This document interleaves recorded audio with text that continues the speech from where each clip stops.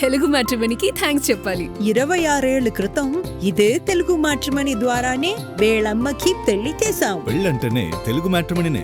విజయవాడలో సంచలనం రేపిన Saikrishna lockup death కేసులో కీలక పరిణామం చోటు చేసుకుంది.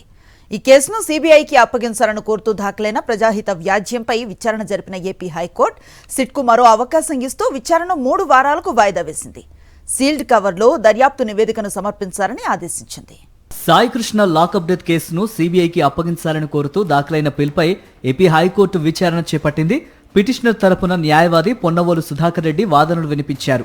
ఈ కేసులో విజయవాడ పోలీస్ కమిషనర్తో పాటు డీజీపీ పాత్ర కూడా ఉందని ఆయన కోర్టు దృష్టికి తీసుకెళ్లారు. డీజీపీ ఆధ్వర్యంలో పనిచేసే అధికారులతో సిట్ ఏర్పాటు చేస్తే వాస్తవాలు ఎలా వెలుగులోకి వస్తాయని ప్రశ్నించారు. గత నెల 15న హెబియస్ కార్పస్ పిటిషన్ విచారణ సందర్భంగా సాయికృష్ణ తమ అదుపులో లేడని, అతని కోసం ప్రత్యేక బృందాలు గాలిస్తున్నాయని పోలీసులు కోర్టుకు తెలిపారని పొన్నవోలు గుర్తు చేశారు. అయితే అదే సమయంలో సిట్ సమర్పించిన రిమాండ్ రిపోర్టుల్లో మాత్రం గత నెల 6వ తేదీనే సాయికృష్ణను అదుపులోకి తీసుకున్నట్లు నమోదైందన్నారు.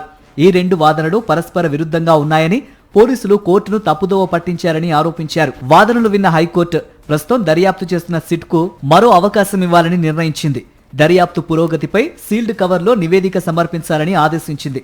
తదుపరి విచారణను 3 వారాలకు వాయిదా వేస్తూ సిట్ నివేదిక ఆధారంగా తదుపరి నిర్ణయం తీసుకోనున్నట్లు స్పష్టం చేసింది. దీంతో సాయికృష్ణ లాకప్ డెత్ కేసు దర్యాప్తుపై మరోసారి రాష్ట్ర వ్యాప్తంగా ఆసక్తి నెలకొంది.